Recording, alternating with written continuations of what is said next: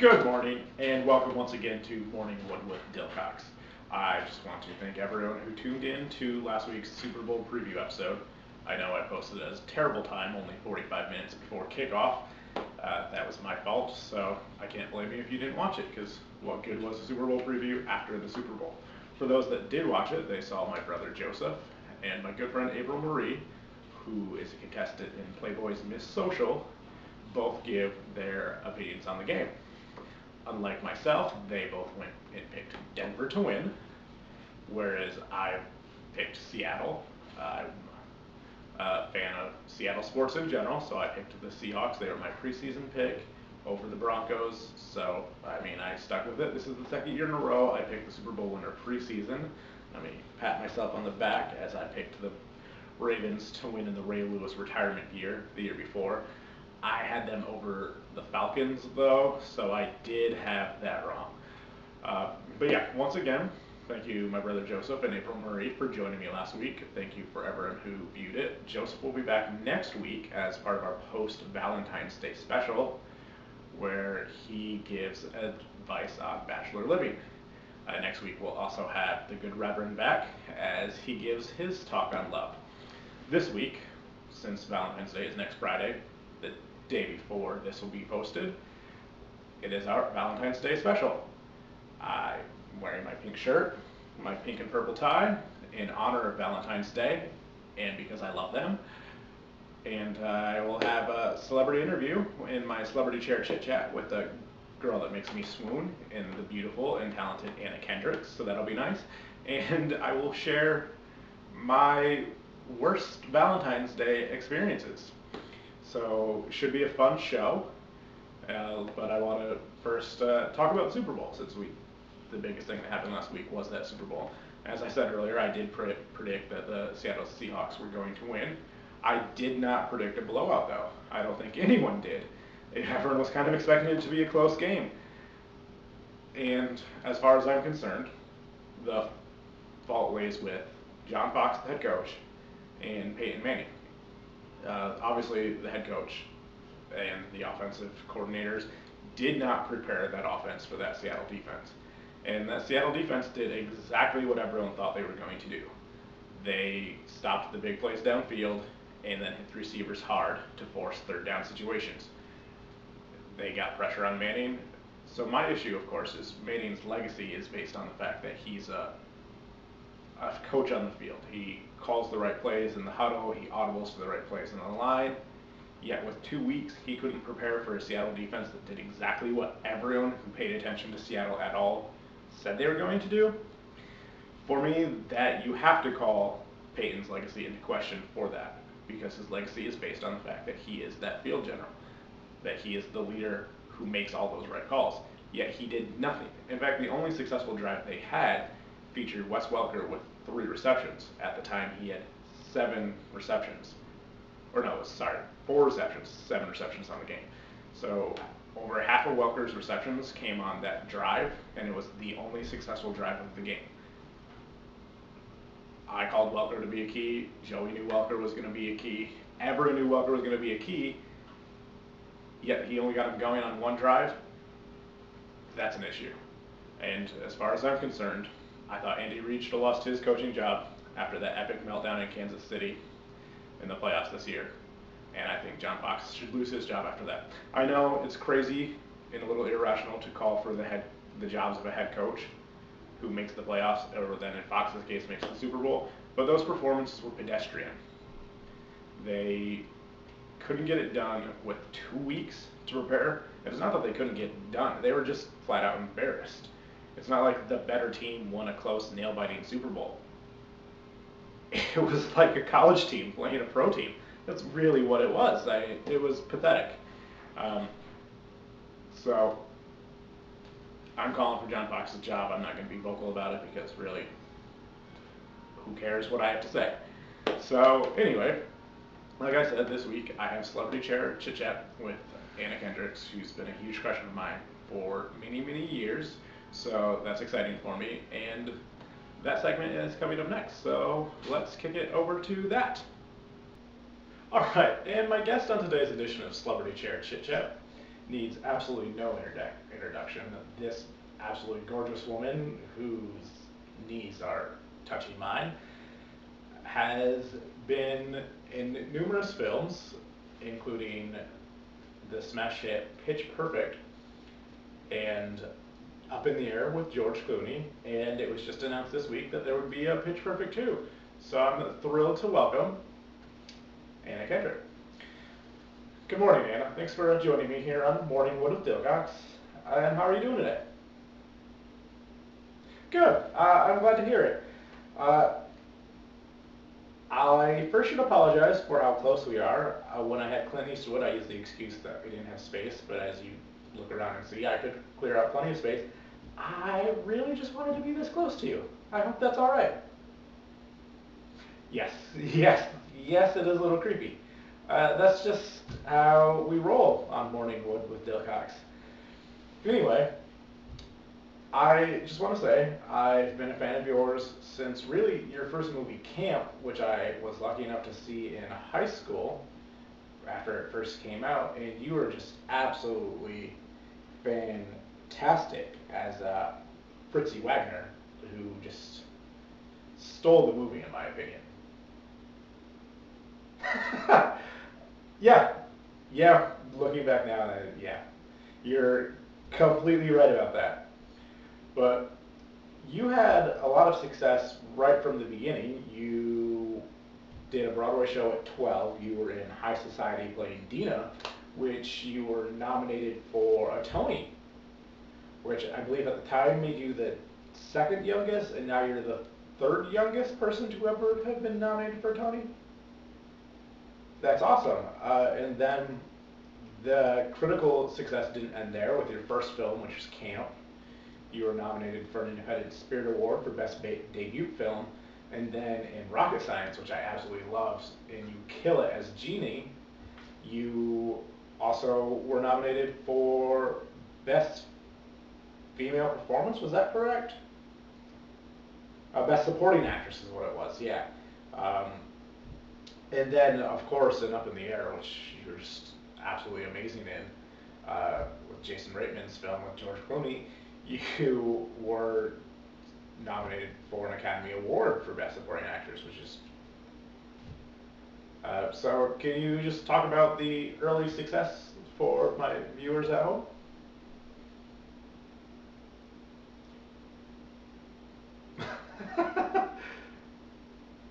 I can see how that's a lot of pressure. Yeah, I 100% agree.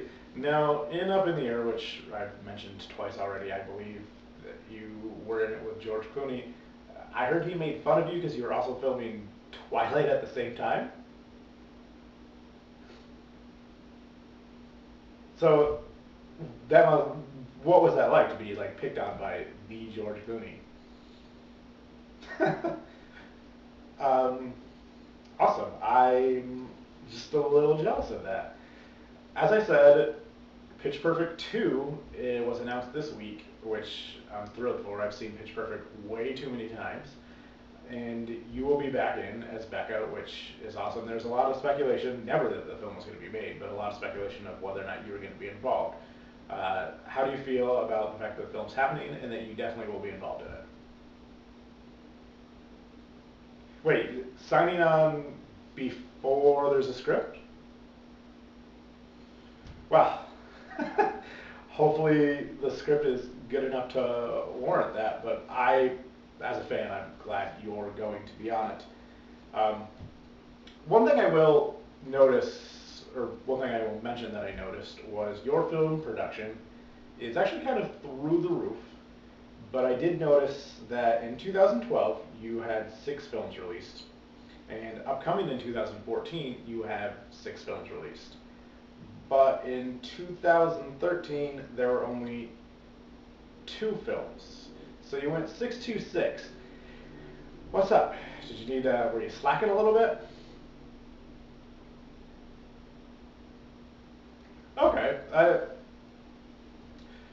Not being in film, just doing this morning YouTube show that only my mother watches, I would have no idea about that. So I'm glad to hear that, and thankfully, I was able to watch Pitch Perfect 100 times, so it's fine. I got my Anna Kendrick fix through that and your Twitter account, which is fantastic. Which, if you have Twitter and you do not follow Anna Kendricks, it's just at Anna Kendricks 47.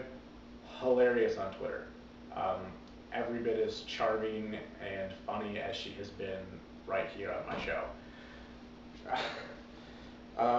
Yeah, with that 6 films, 3 of them premiered at Sundance. So you had the first ever like individual triple header at Sundance.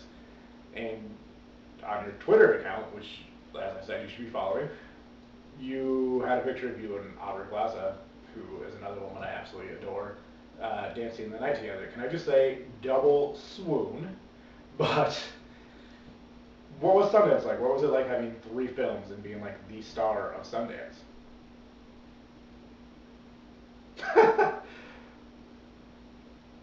Huh. Hopefully one day my show is big enough that I'm covering Sundance, and hopefully you're still releasing awesome independent comedies. Now we're going to take a question from social media. It's something I like to do in each one of my interviews, and I let one of my fans and friends in my various social media outlets ask a question. And this one comes from Twitter user at Joseph Dilcox. Hey, we know that guy. And he says, Anna, love your work in Pitch Perfect. What are you doing for Valentine's Day? I know the host Gregory would love to go on a date with you. What do you say? Thanks, Joseph. That is an excellent question. How about it, Anna? No hard feelings. I can't compete with Edgar Wright, who you dated after filming Scott Pilgrim. But can I just pitch the date we would have? Because it's planned pretty perfectly, tailored to you. All right, you'll let me? Okay. So, folks, since this won't actually happen on Valentine's Day, this is what would happen. And who knows, maybe she'll change her mind. No, she's not going to change her mind. Anyway, I know you love to bake, so the first thing we could do is we could spend some time baking and possibly put the Strokes on the turntable behind me. I know you're a huge Strokes fan. And then once our cookies were done, what a better romantic comedy to watch on Valentine's Day than one of your favorites, Wet Hot American Summer. And then, just maybe, if the night went well enough, we could listen to an artist you and I both love and slow dance to Rebel Prince by the fantastic Rufus Wainwright. Right, thanks. I know, it would be an awesome time. Too bad you don't want to come back to sunny, snowy, cold Pittsburgh to spend Valentine's Day with me. But it's okay. I actually work that day and the next day, so I will be spending it alone with the dog, Daisy Doodles, who also is on Twitter at DoodleBear. She's a good follow. I mean, if you like tweets from dogs who like to do hood rat things with their friends. Anyway, this year, upcoming, you have Into the Woods, which you're with Meryl Streep and Johnny Depp. How was that? Huh. That's awesome. I'm looking forward to that as well as everything else. But real quick, if you don't mind, I just want to plug my show next week, which is my post-Valentine's Day show, which I post Heartbreaking Night Without You. I would love users to go to my webpage, cool-points.net, which is available in the information segment below this video on YouTube, or if you're watching on the website, you're already on the website, there's a link below to click it. But just click the link, and I would love to hear your worst dates, whether they be Valentine's Day or just in general. Like, let's have some fun post-Valentine's Day and commiserate. So in the next segment, I will share my 2 worst Valentine's Days, and I would love to hear from you on your worst Valentine's Day dates and dates in general. You can submit either a video, or if you just want to submit a written thing, I'd gladly read it on the air. Or if you don't want to submit anything and you just want to share it with me, I will also read them. Anna, maybe we can get you to submit one? No, I had to try. Anyway, thank you very much, Anna Kendricks. My heart is just, if you can hear it on the video, I'm sorry, but it's going nuts. Thank you so much, Anna. And let's kick it back over to me in another film segment. Sorry, please give me a couple more seconds to swoon. That was awesome. Absolutely love that woman. As you can tell, I've been a fan of hers for years. It was just an honor to have her sitting right here next to me. Anyway, my Valentine's Day, as you see, won't involve Anna Kendricks like I was hoping for. But let's talk about Valentine's Day anyway. Well, first let's go back a second. I used Joseph's Twitter name in there. Joseph didn't really ask that question of Anna Kendricks. I used his Twitter name without permission. Sorry, Joseph. I hope you'll be okay with it. I just needed that bit, and I knew no one was actually going to ask that question for me. So there's that. Anyway, Valentine's Day. Growing up, Valentine's Day for me wasn't anything a big deal. I didn't date much. I didn't tie down. I had a lot of friends that were women, and a lot of them were flirty, but I didn't traditionally date. But with that said, Valentine's Day was always a good day for me, especially in high school. I always had a Valentine. This isn't a brag. I mean, it was just girls I was friends with knew I'd buy them candy on Valentine's Day. They were my Valentine. So I was never without a Valentine Day. So it wasn't until I became an adult that Valentine's Day became an issue. The first one was a build-up to the second one. But the first bad Valentine's I had was shortly after my 22nd birthday. I was living in Florida, and I had been dating a girl for a couple months, and it became Valentine's Day. And I was her first Valentine. She was a couple years older than I was, so there was pressure. And I thought I lived up admirably to it. I made her a meal she absolutely loved. It was just this great, awesome, romantic evening. I was able to clear my roommates out of the house, which was impressive since I had 4 of them. And it was a Tuesday afternoon, so I was able to clear them out, and we had this awesome romantic day. I went all out. She got me a novelty glove from Spencer's that said Beer Pong Champion, and 2 little weird Japanese figurines that I believe the guy she dated before me collected. So I'm pretty sure she just re-gifted something she didn't give him.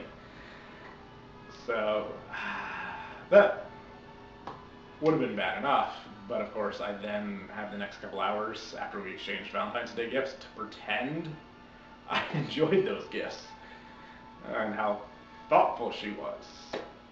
Yeah, she wasn't. It didn't work out between us. She married that guy. That was the guy before me, so yay, good for her. Waste of my time. I'm a terrible person. I am an awful, awful person, but what can you do? The next one happened a couple years later. It was shortly after I turned 26, I think, and I was doing a long distance thing. I was living back at home and doing at home in my hometown, not at home in my parents'. Sorry, Mom and Dad, I just don't want people to think I was 26 and living in your houses. Not judging those that do, but I wasn't one of them. I was living in someone else's house that they owned. Anyway, I'm dating this girl, and we'd only been together, once again, a couple months, because that's apparently my go-to thing as an adult, is to date a woman a couple months before Valentine's Day. But travel plans got rearranged. I was originally going to visit her the week after Valentine's Day to avoid Valentine's Day. So she claimed she didn't want anything, but I had ordered her favorite flowers. And of course I paid $30 extra on top of this $50 bouquet to make sure they were going to be there the day before Valentine's Day, making sure they're there the day of Valentine's Day. She had no idea I was doing this, and of course travel plans got rearranged, so I was there.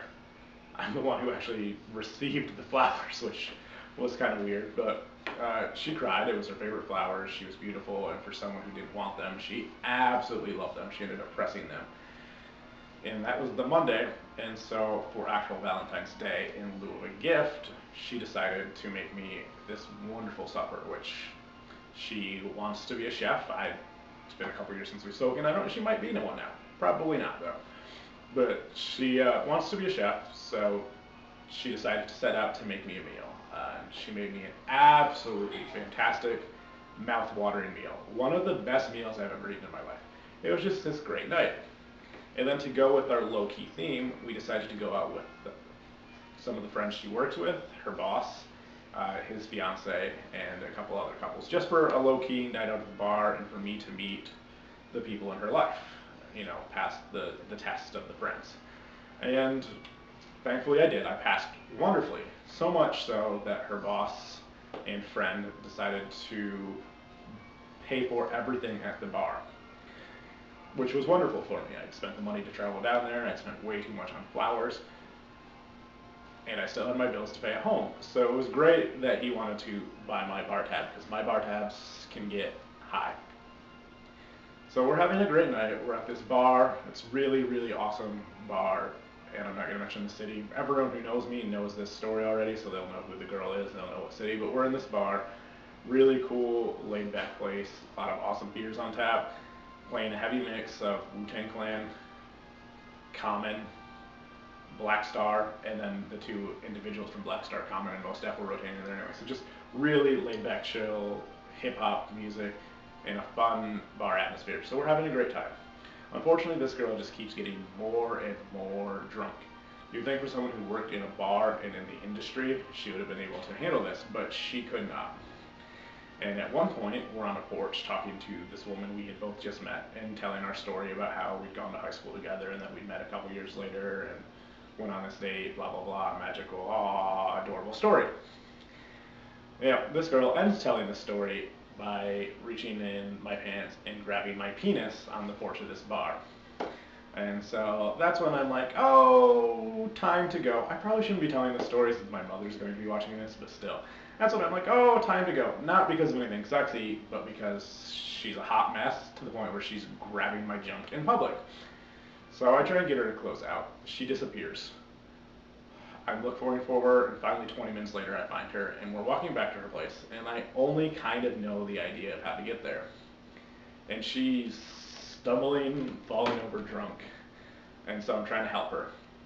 She loses it, tells me she's fine, shoves me, and just takes off running. And while she's running, she's on one foot, on the other foot, and I'm just covering my eyes, panicked, because I think she's going to eat it. And I'm like, oh, trip to the ER. Thankfully she doesn't. She makes it to her place, and I'm coming right behind.